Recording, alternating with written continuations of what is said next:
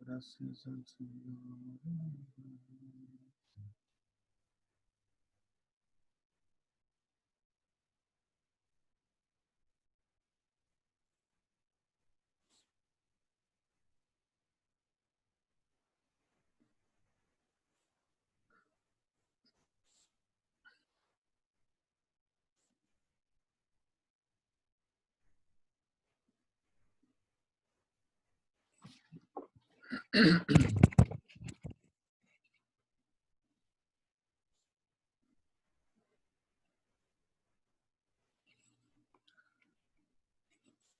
Bien, mis hermanos, vamos a empezar entonces con nuestro culto del día de hoy. Y quiero invitarlos a que abran sus Biblias en el Evangelio de Lucas. Nuevo Testamento, Evangelio según Lucas, capítulo 2.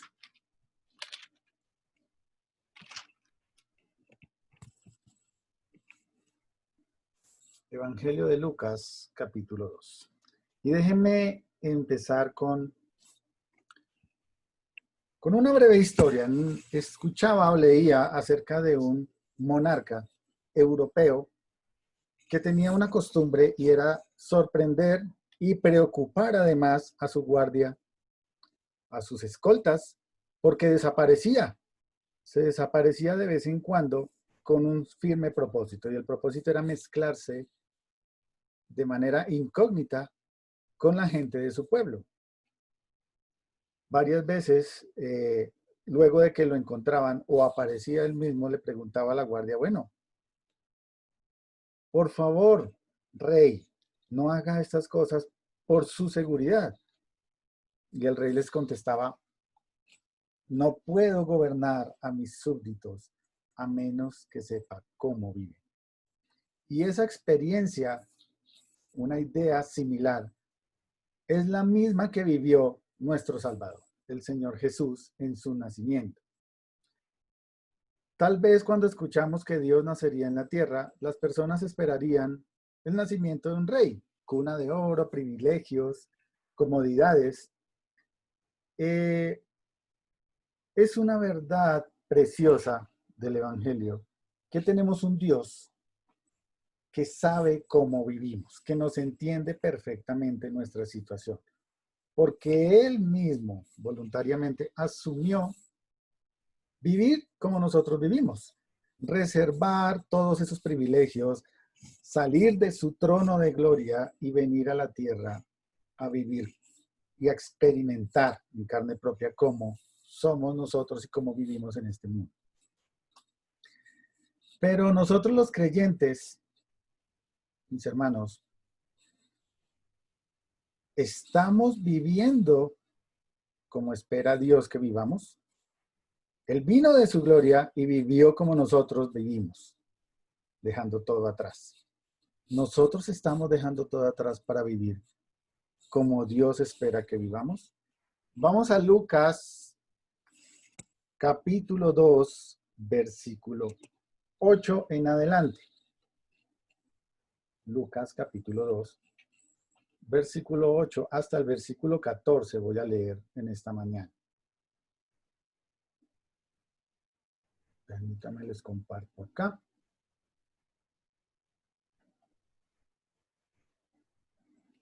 Lucas 2, del 8 al 14, dice la palabra de Dios de la siguiente manera. Versículo 8. Había pastores en la misma región que velaban y guardaban las vigilias de la noche sobre su rebaño. Y he aquí, se les presentó un ángel del Señor, y la gloria del Señor los rodeó de resplandor, y tuvieron gran temor. Pero el ángel les dijo, no temáis, porque he aquí os doy nuevas de gran gozo, que será para todo el pueblo. Que os ha nacido hoy en la ciudad de David un Salvador, que es Cristo el Señor. Esto os servirá de señal. Hallaréis al niño envuelto en pañales, acostado en un pesebre. Y repentinamente apareció con el ángel una multitud de las huestes celestiales que alababan a Dios y decían: Gloria a Dios en las alturas y en la tierra paz, buena voluntad para con los hombres. Amén.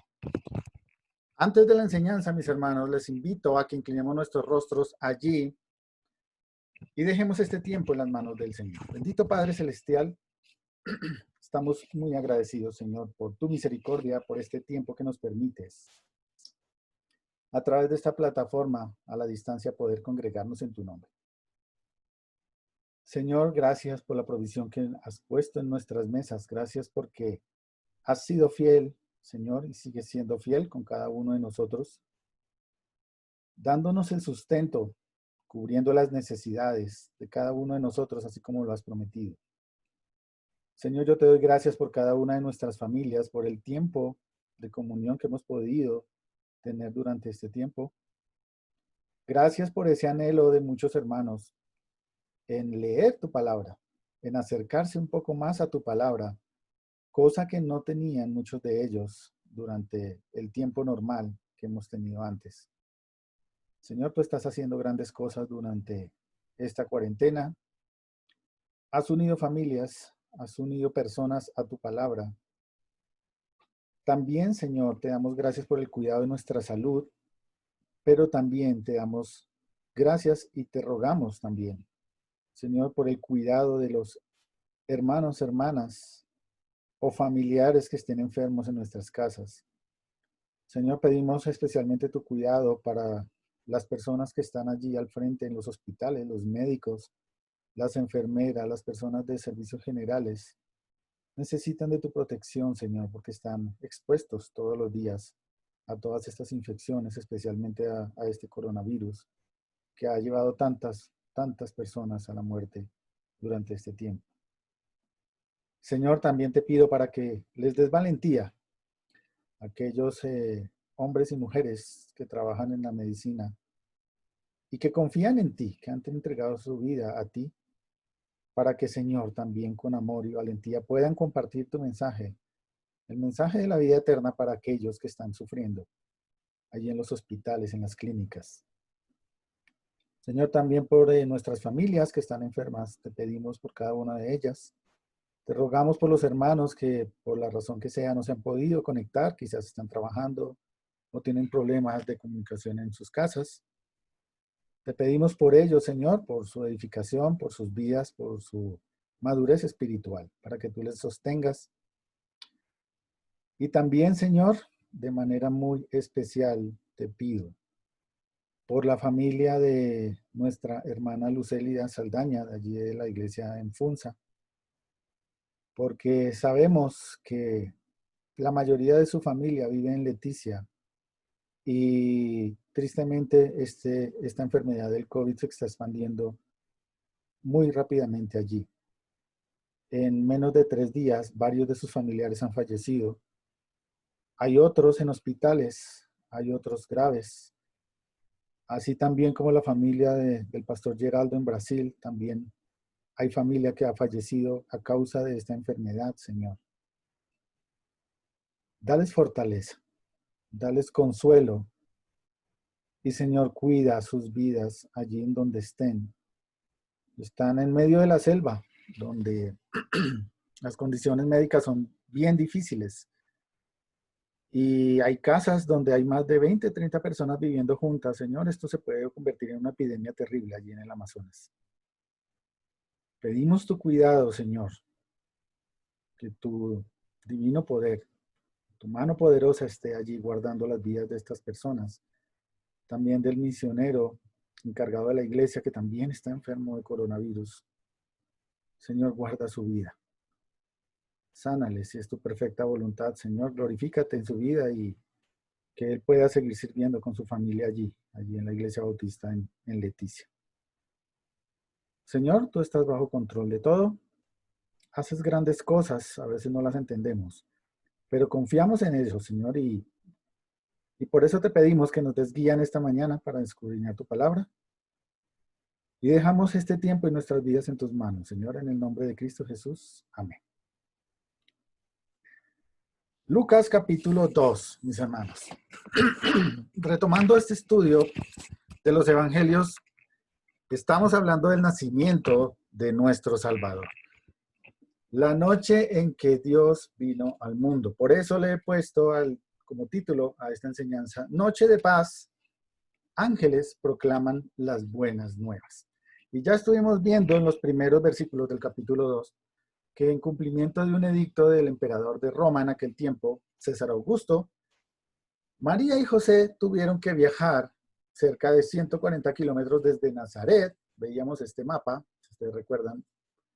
Nazaret, que queda al norte, aquí, hasta la casa de pan. Eso es lo que significa Belén. Un trayecto más o menos así, con condiciones normales, es decir, sin una mujer que estuviese embarazada, más o menos se calcula que serían 3 días de camino continuo. De pronto el viaje de ellos pudo haber sido mayor. Por supuesto, dice el texto también que llegaron a Belén, estuvieron en un mesón, estuvimos mirando. Bueno, estas son unas imágenes más o menos de las casas, como se hacen en Medio Oriente. Esto es una casa sencilla, un cuarto. Los techos eran más bien planos en las casas. Y este, de la parte de abajo, es lo que podríamos decir un mesón, más o menos, donde hay un patio central y varias habitaciones alrededor del patio. Y veíamos, bueno, este es otro ejemplo. Rara vez habían casas de 2 niveles, y menos en un pueblo tan pequeño como Belén en aquel tiempo. Y por lo general, las casas tenían cuevas, como lo vemos en esta fotografía. Digamos, esta parte superior es el mesón, la casita donde llegaban a hospedarse, y cerca habían este tipo de cuevas que se abrían sobre la piedra, sobre la montaña. Dentro de estas cuevas se colocaba un lugar para almacenar la comida y para servirle la comida a los animales. Algo similar a esto. Esto es lo que llamamos pesebre. El pesebre no es un establo, el pesebre no es una cueva grande donde está llena de animales, como lo conocemos un establo el día de hoy, no. El pesebre es esto, el lugar donde se servía la comida de los animales. Allí fue depositado el Señor cuando nació. Dice la palabra que fue envuelto en pañales. Ya miramos que se trata de un paño que lo envolvían de abajo hacia arriba totalmente, como enrollándolo, y fue puesto sobre este comedero. Este es el pesebre, y llegamos así al versículo número 8. Y vendrían varias preguntas allí con lo que acabamos de leer del versículo 8 al 14. La primera es, bueno, no estamos en época de Navidad, pero por supuesto la primera pregunta es, ¿realmente el Señor nació el 25 de diciembre? Y en segundo lugar, ¿realmente en aquel tiempo las personas esperaban la venida del Señor? Bueno, miremos el versículo 8 y el versículo 9. Y vamos a empezar a mirar qué nos dice la palabra de Dios. Versículo 8, habían pastores en la misma región que velaban y guardaban las vigilias de la noche sobre su rebaño. Y he aquí se les presentó un ángel del Señor, y la gloria del Señor los rodeó de resplandor, y tuvieron gran temor. De acuerdo al contexto que nos muestra este pasaje, entendemos que fue de noche, ¿verdad? Dice allí que los pastores de esa misma región, recordemos que la región era conocida como Efrata, del pueblo de Belén, que significa casa de pan. En esa misma región, que es más o menos a 8 kilómetros al sur de Jerusalén, estaban los pastores en la noche guardando las vigilias.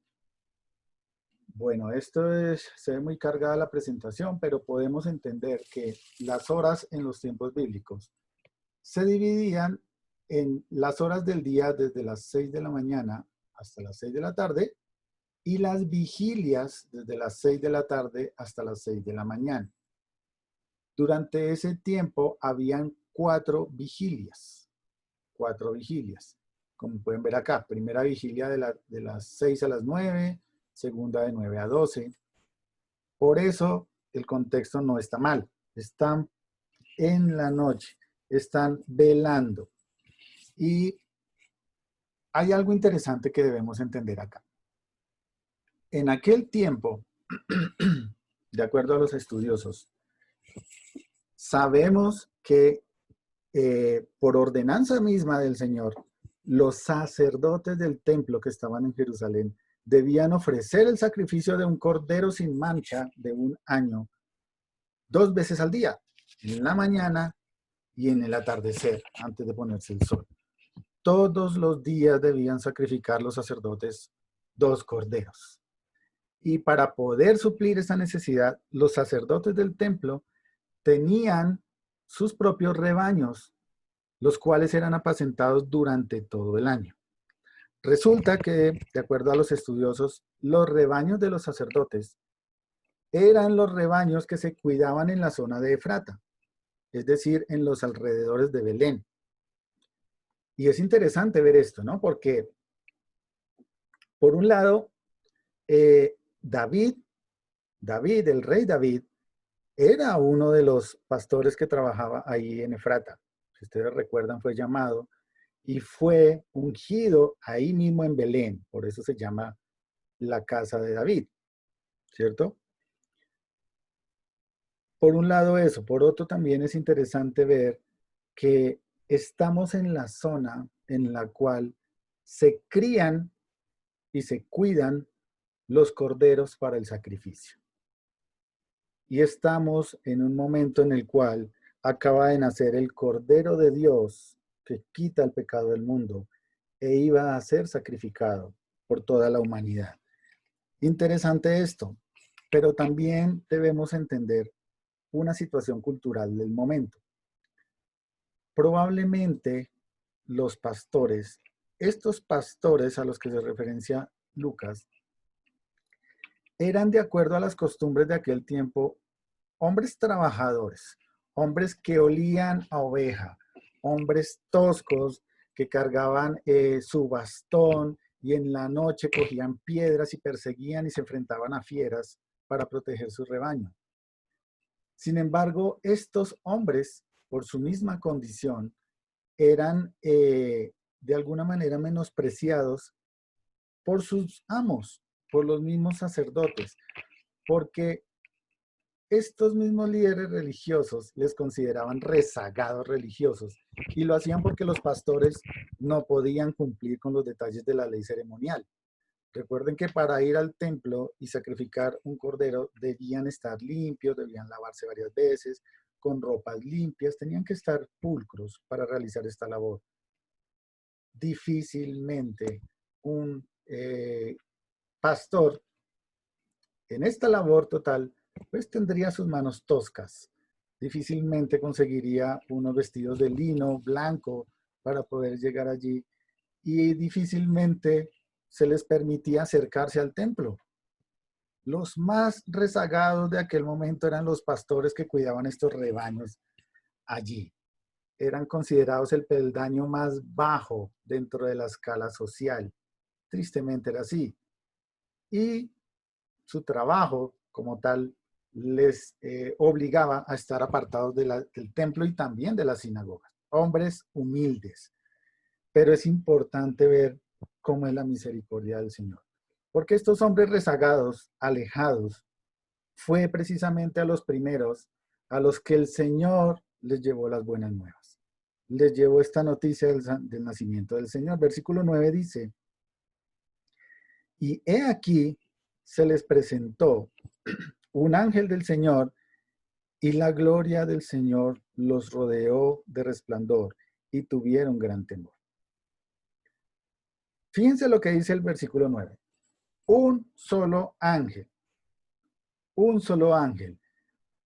Mientras ellos estaban allí cuidando a sus ovejas, se presentó un solo personaje, un ángel del Señor, y la gloria del Señor los rodeó de resplandor. Esa palabra rodeo de resplandor es una sola palabra en el original y significa como, o da la idea de un círculo gigante de luz que envuelve a todos los que están allí. Imagínense la escena. No sé qué hora es, la Biblia no lo dice. Bueno, espero que los pastores no sean como la mayoría de los celadores de hoy día, ¿no? Que llega uno y les prende la luz en la noche, ay, los despierta, qué pena. Quizás no, quizás estaban muy atentos a sus rebaños. Sin embargo, los que no estuvieran atentos, ese resplandor sin duda los levantó, los despertó. Y dice la palabra al final del versículo 9, y tuvieron gran temor. Por supuesto, al igual que sucedió con Zacarías ahí en el capítulo 1 de Lucas, y sucedió con María también en el capítulo 1 de Lucas, cuando se aparece el ángel, se siente temor, porque es una presencia santa, una presencia divina, de alguna manera, ¿cierto? Es una presencia no tanto divina, sino celestial, proviene de algo más allá de lo que podemos entender.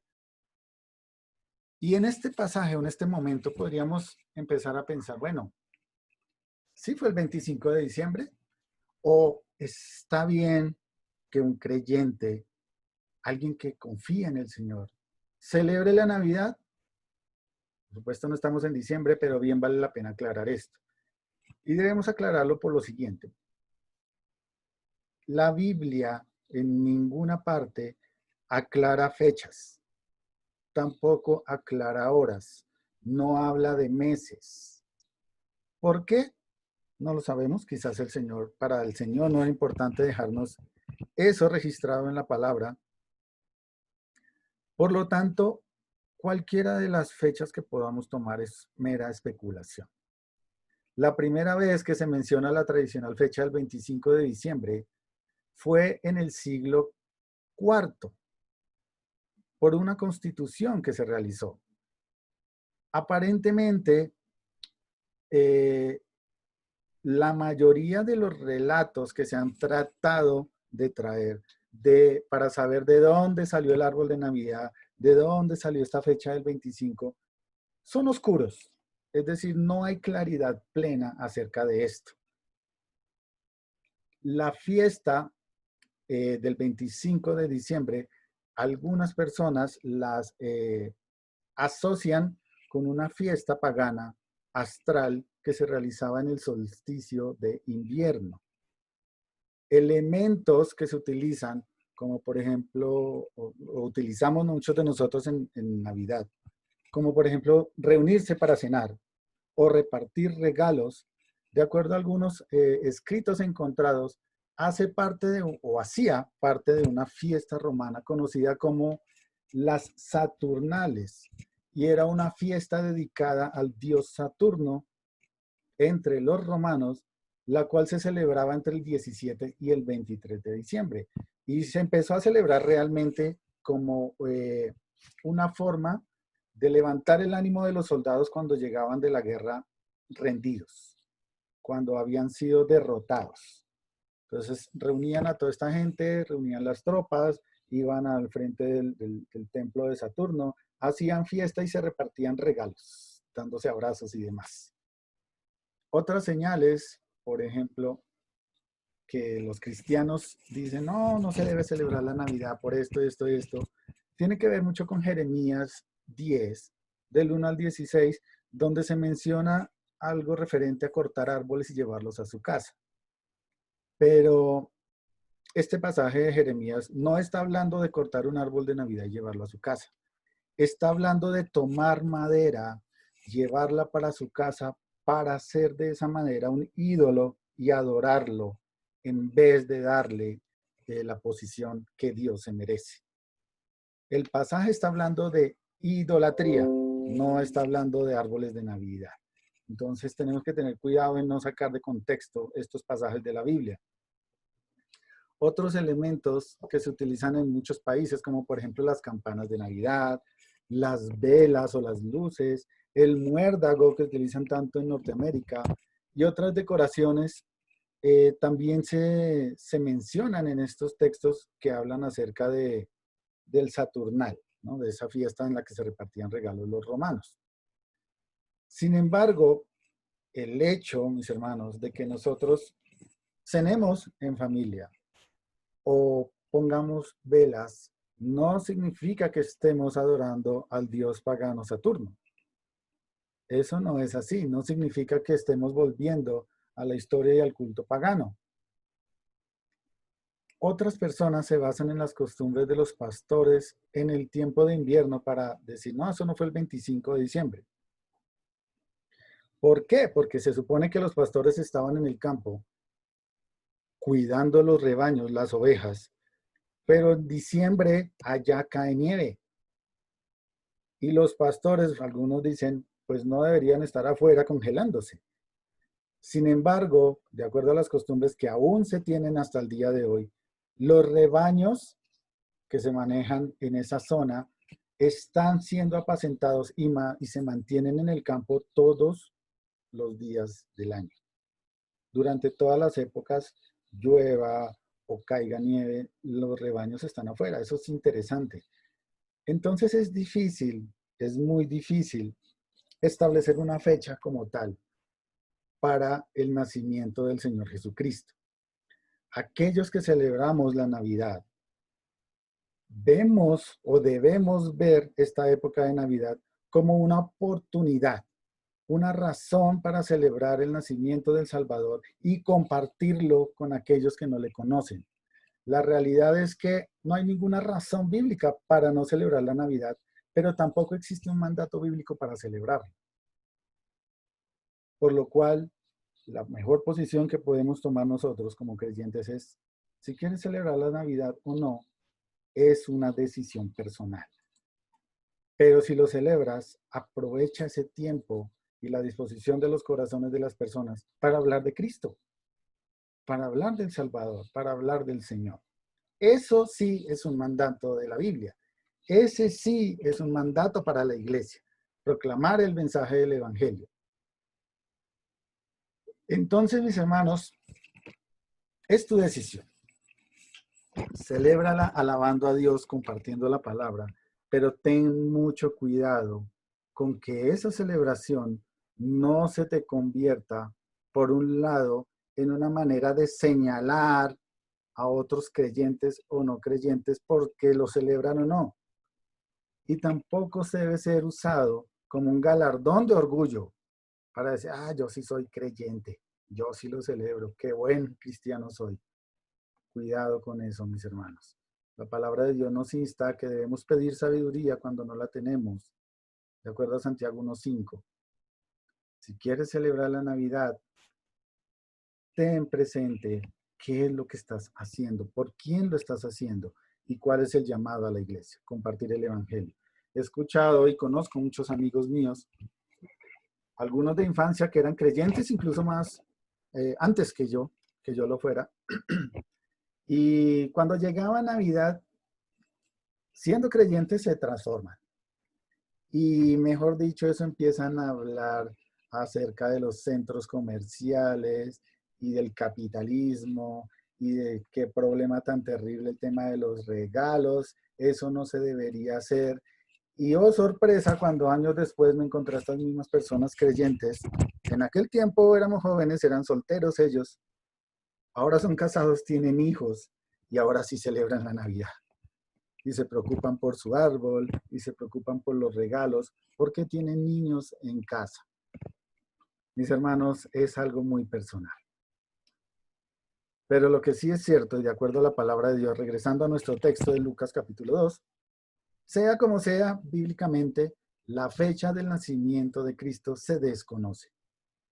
Y la decisión de celebrar o no es personal y debe ir enfocada a compartir el mensaje del Evangelio. Versículo 10, regresando al capítulo 2. Los hombres, finalizando el versículo 9, dice que tuvieron temor e inmediatamente el ángel les dice, no temáis, porque he aquí os doy nuevas de gran gozo que serán para todo el pueblo. Fíjense que se menciona solamente un ángel. Y es interesante ver cómo, luego de estudiar el capítulo 1, más o menos las palabras son las mismas que utiliza Gabriel. Y vendría otra pregunta ahí, ¿será que es Gabriel? Bueno, podría ser como puede que no podría ser, ¿cierto? La Biblia no lo aclara. No nos dice si fue el mismo Gabriel que dio el mensaje a los pastores. Entonces sería especular y añadir a la Biblia lo que la Biblia no dice. Allí no dice que fue Gabriel, simplemente menciona que fue un ángel.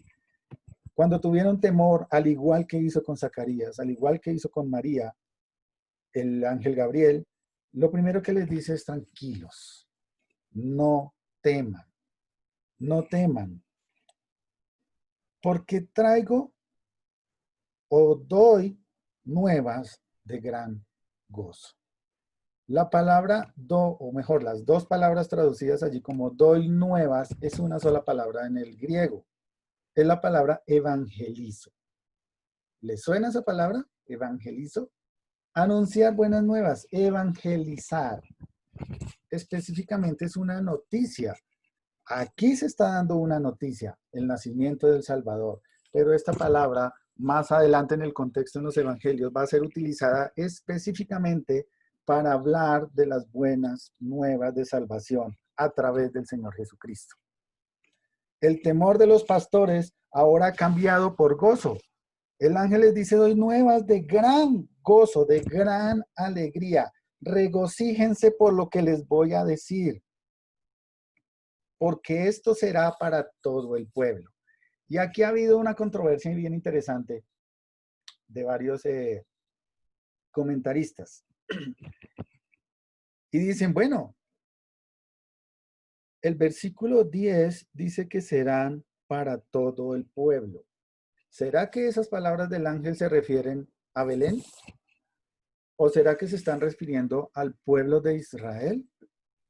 ¿O será que ese gozo, esa gran alegría por el anuncio que va a dar el ángel, porque después de esto hay unos 2 puntos para dar el anuncio, es para toda la humanidad? ¿A qué se referiría el ángel allí? Pues mis hermanos, yo personalmente estoy confiando en la promesa de Dios que viene desde Génesis capítulo 3, versículo 15, donde el Señor anuncia la venida de la simiente de la mujer para bendición de toda la humanidad. En Génesis 12:3, Dios le había dicho o había hecho un pacto con Abraham y le dijo, bendeciré a los que te bendijeren y a los que te maldijeren maldeciré. Y serán benditas en ti todas las familias de la tierra. Todas las familias de la tierra. Yo creo, mis hermanos, que la promesa del Señor hecha a Abraham de ser benditas todas las familias de la tierra eran parte del propósito de la venida del Señor Jesucristo. Porque la promesa del Señor de la salvación no tiene límites. Además, Lucas, el doctor Lucas, era un gentil, no era un judío. Y el Evangelio de Lucas está escrito para gentiles, no para judíos.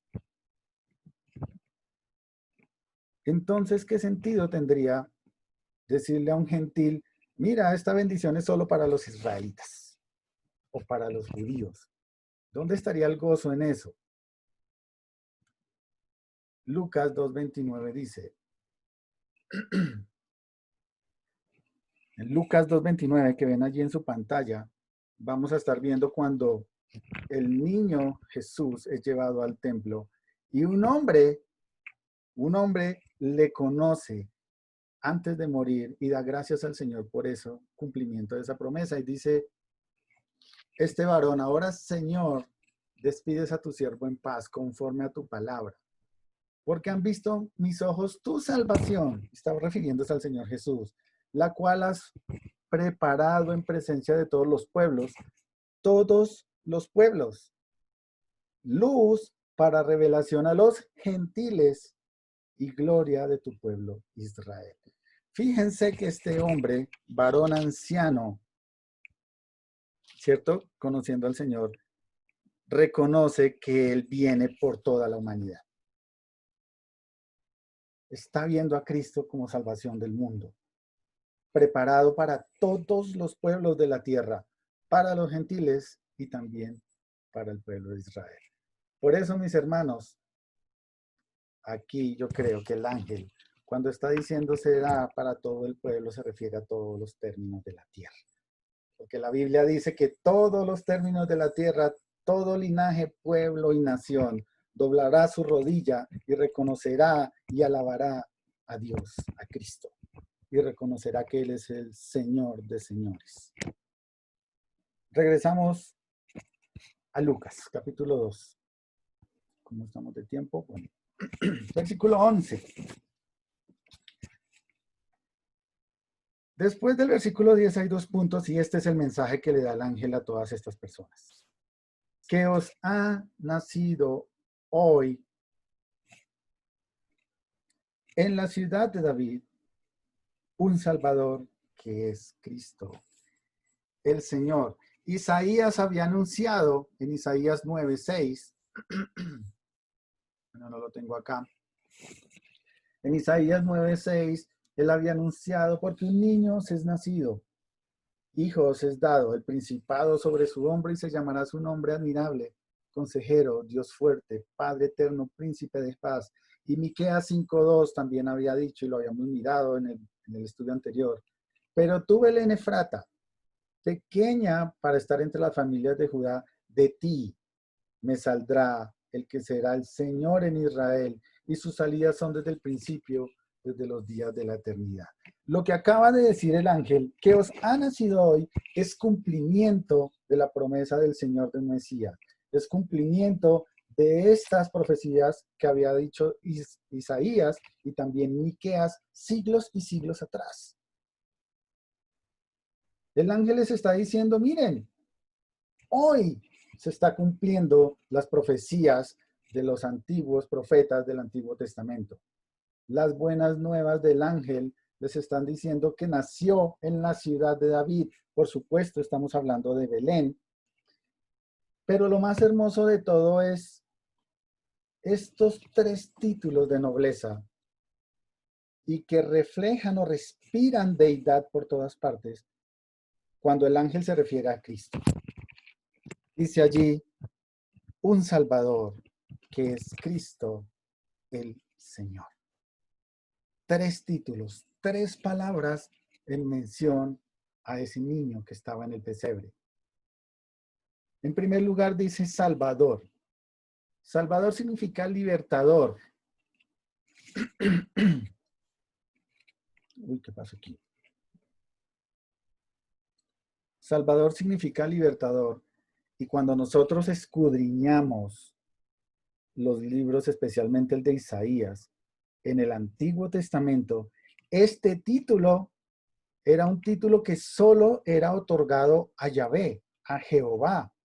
En el Antiguo Testamento el único que es reconocido como un libertador y soberano es Dios. En segundo lugar dice que ese niño es Cristo. Y allí en la versión Reina Valera 1960 aparece en mayúsculas. ¿Lo notan? En otras versiones no, simplemente se está resaltando allí. Pero la palabra Cristo literalmente significa el ungido, el escogido de Dios. Y es una traducción del hebreo Mesía o Mesías, que aparece en muchos textos, especialmente en los Salmos en el Antiguo Testamento, y que significa aquel que hará la voluntad de Dios, aquel que haría la restauración. El término hebreo Mesías se traduce al griego como Cristo. La promesa de un Mesías era algo que estaba esperando el pueblo de Israel. Y en tercer lugar dice Señor. La palabra curios aquí es la que reemplazaría la palabra hebrea Adón, que también era un nombre exclusivo para Dios. Los hebreos utilizaban esta palabra para evitar nombrar el nombre de Dios, para evitar decir Yahvé. Entonces, fíjense, mis hermanos,